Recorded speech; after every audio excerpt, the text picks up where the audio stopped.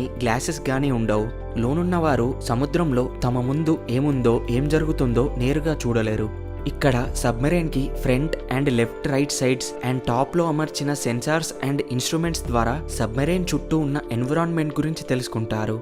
ఈ ఇన్స్ట్రుమెంట్స్ సముద్రంలోని చిన్న చిన్న సౌండ్స్ అండ్ ఎకోస్ ని, సముద్రంలో ఏదైనా మెటాలిక్ ఆబ్జెక్ట్ మూవ్మెంట్ ని, ఇలా అన్నింటినీ రిసీవ్ చేసుకొని లోనున్న కంప్యూటర్స్ లో 2D లేదా 3D మ్యాప్ ని ఏర్పాటు చేస్తాయి. అండ్ కొన్ని సబ్మెరైన్స్ లోపల లైవ్ శాటిలైట్ ఇమేజ్ వ్యూ కూడా అవైలబుల్ గా ఉంటుంది.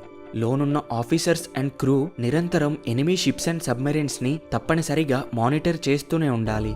ఇలా శత్రువుల సబ్మెరైన్స్ అండ్ షిప్స్ మన ప్రాంతంలోకి ఎంటర్ అవ్వకుండా వాటిని నిరంతరం ట్రాక్ చేయడానికి మరియు ఎవరికీ కనబడకుండా సర్ప్రైజ్ అటాక్ చేయడానికి సబ్మెరైన్స్ ని ఉపయోగిస్తారు. ఒకవేళ ఎనిమీస్ ఎదురు వచ్చే టైంకి వీరు అలర్ట్ గా లేకపోతే ఆ ఎనిమీసే వీరిపై ఫస్ట్ అటాక్ చేస్తారు.